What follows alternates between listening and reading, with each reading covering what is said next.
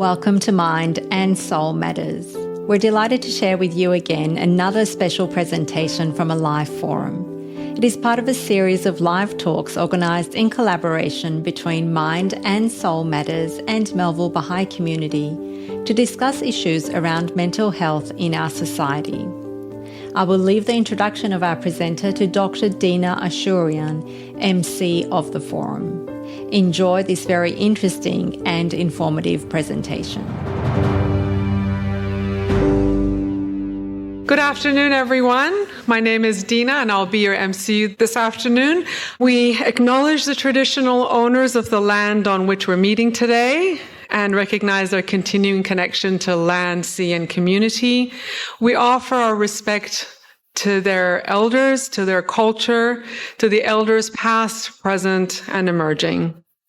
I'd like to acknowledge Relationships Australia, as well as the Melville Baha'i Community for sponsoring today's forum.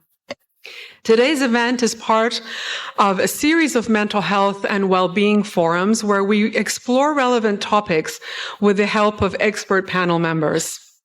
Baha'i communities all over the world are working to engage in social discourses on topics that are impacting our communities and our society at large. We are all here to grow in understanding of the mental health crisis facing our nation and how we can recognize and respond if faced with these challenges. Today's forum has a focus on the topic of family and well-being. Family well-being is likely to cover a number of elements. For example, physical and mental health, relationships, financial and housing security, connections to wider society, and the personal well-being of individual members of the family. Good family well-being can be understood as having a balanced combination of all these aspects, being resilient to changes in these elements, and ensuring that all individuals can benefit and contribute to the well-being of their family unit. Our next presenter is Ms. Danae Watkins. Danae is the Education Manager at Relationships Australia WA. With a Bachelor of Science in Public Health and post-graduation in education and over 25 years working in the public and mental health sector, Danae is passionate about helping people and being of service to the community. At Relationships Australia WA, Danae leads and is part of a team of experienced community educators who facilitate courses and workshops for individuals, couples, and parents. Please welcome Danae. Thank you so much for inviting me to speak today. I really appreciate it. And I want to acknowledge everyone taking the time to be with each other. And it's so important for our mental and emotional self. I'd also like to acknowledge the Whadjuk Noongar people the lands in which we're meeting today, as well as pay my respects to elders past, present and emerging, and pay my respects to Aboriginal and Torres Strait Islanders that may be in the room with us this afternoon. So I wanted to show this video. It's a wonderful little video that I found on YouTube, and it's actually Robert Waldinger. He has written a book called The Good Life, and he's actually the principal director of a very famous study, Harvard study, that's now over 80 years in duration. So it's the longest study that has been done on adult development. And it really highlights key aspects of our life to nurture our well-being. So I wanted to show this video. He does reference the study being 75 years. So this YouTube clip is a few years old, but the findings that he speaks about of the Harvard study are as relevant then as they are now.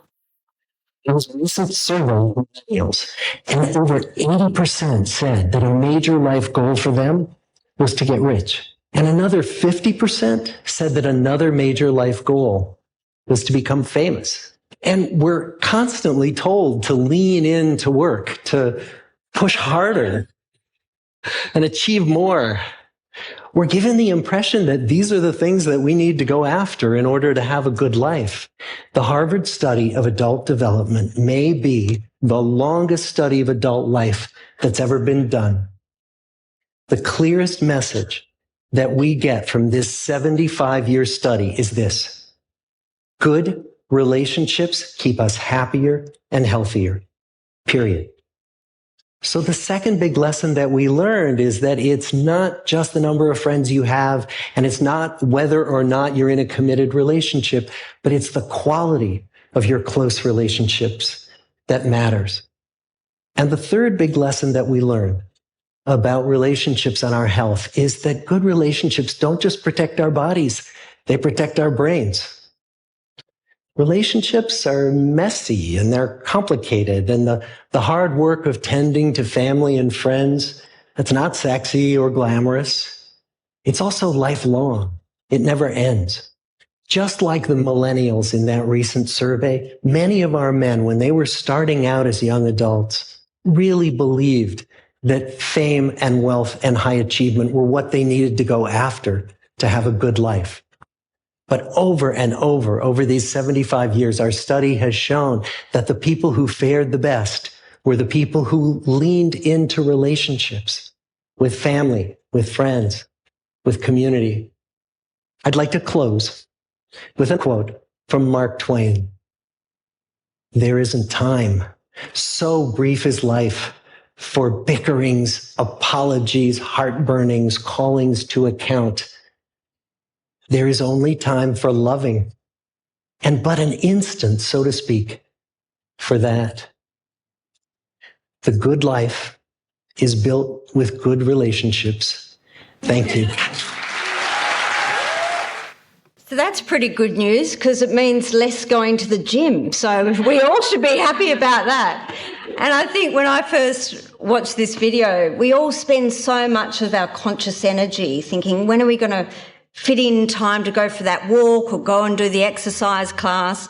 But really, we need to make a conscious effort every day, every week, to connect to each other, because that is what's going to keep us healthy, you know, our emotional health, our spiritual health. And I think that's why I really want to honour and give us all a clap today, because the fact that we're doing it right now, we're connecting with each other. And it's so sacred and special, and especially after COVID.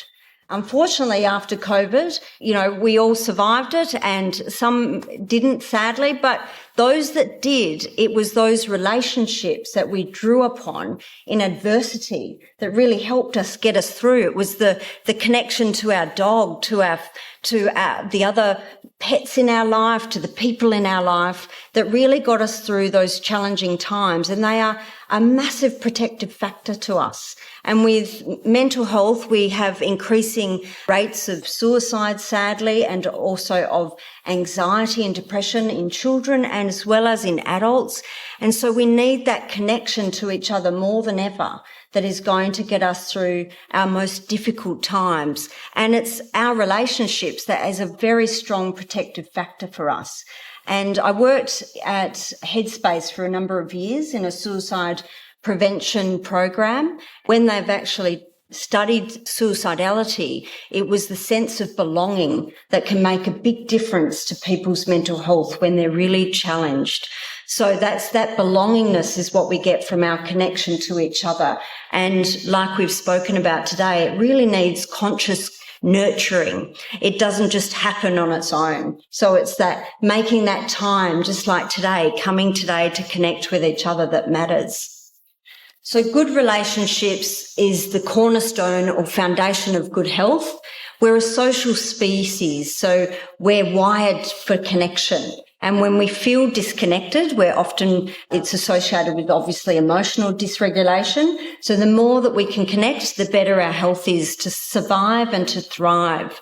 So I want us to start thinking about connection like our social fitness. So we make time for our physical fitness. So we need to make time in our week, in our day for social fitness. And that's really important for younger generations as well, because we're so tied to our phones now. So we really need to make sure that we're actually, although we feel connected more than ever through our phones, and we've got Facebook and we've got Instagram, but what you'll find is the research is actually showing that even though we've got these amazing devices now that make us feel connected, sometimes it's not the real connection that we actually need. We need that physical connection with others. And it is so important for our sense of belonging, as well as for our sense of community and our physical well-being. So, as Robert has suggested, relationships are hard and they're not always easy. And sometimes you need a bit of help. And sometimes it's not just the help of your family and friends that can get you through those difficult times in your relationships. It might be coming to a service like Relationships Australia, or it might be coming and seeing counsellors. But it's okay to reach out for support other than those people in your inner circle. And sometimes it's nice to get a different perspective to what could be going on in your relationships. So Relationships Australia has actually been around for over 75 years, so almost as long as that Harvard study, which is amazing. But it's actually a national, we're funded by the government, so the government acknowledges how important our relationships are to our health and well-being.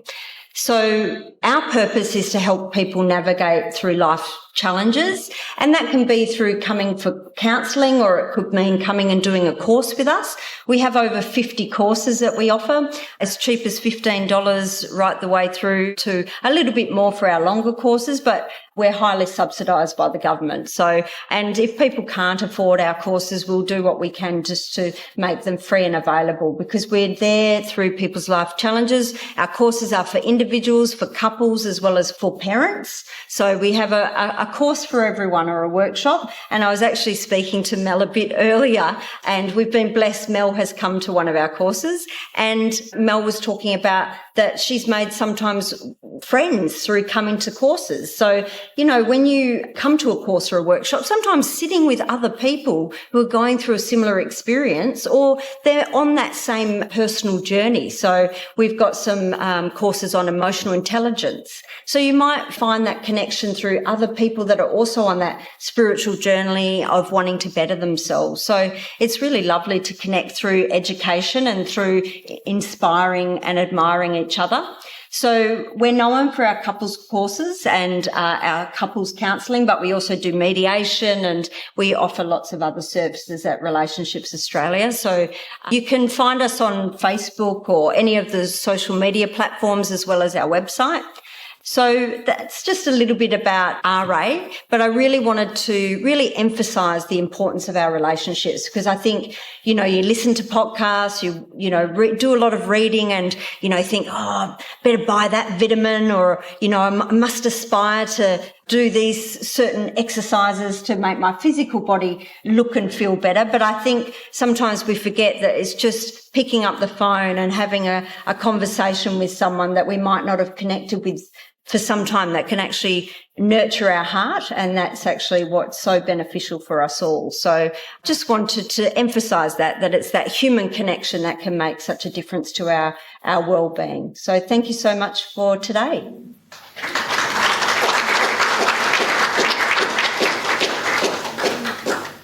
Thank you for informing us, such an informative talk. But I didn't realize that you actually provide so many courses. So wonderful to be aware of that. And obviously on internet and social media, we can find out what's available. Thank you so much. It's now time for our Q&A, our question and answer time. So if anyone's got any questions, now is the time. My question is, how do you think in terms of cultural relationships? How do you establish, sustain and maintain cultural relationships? People migrate from different, we talk about parents and husbands and wives, work, etc., etc. So you're running programs and all of that stuff. How do we set up something, and how do we manage all these ideas that you have in terms of cultural relationships? And people come from different backgrounds to Australia, and there seems to be a wider and wider gap, as you see what's happening in the United States, etc. And people have been there for hundreds and hundreds of years. So the question is, which principles that you talk about do we use, and how do we use it when there's already a barrier? I think what first comes to mind to me is quite often we don't really focus on our commonalities, which is our humanity. Quite often I find as human beings, and especially a lot nowadays, we're focusing on difference rather than just connecting as another human being to another human being, and what we can learn off each other, learn from the differences, but connect through the commonality of being a human being first. So for me, humanity is our connection, and our lessons that we can learn is our differences, and embracing that and just loving difference and loving individuality rather than seeing or feeling frightened of it sometimes. A very big thank you to Relationships Australia for co-sponsoring with the Melville Baha'i community, and thanks to our fabulous panelists. If you found today's episode useful, remember to share an episode with a friend and follow Mind and Soul Matters on your preferred podcast platform and on social media. Look forward to your company next time on Mind and Soul Matters.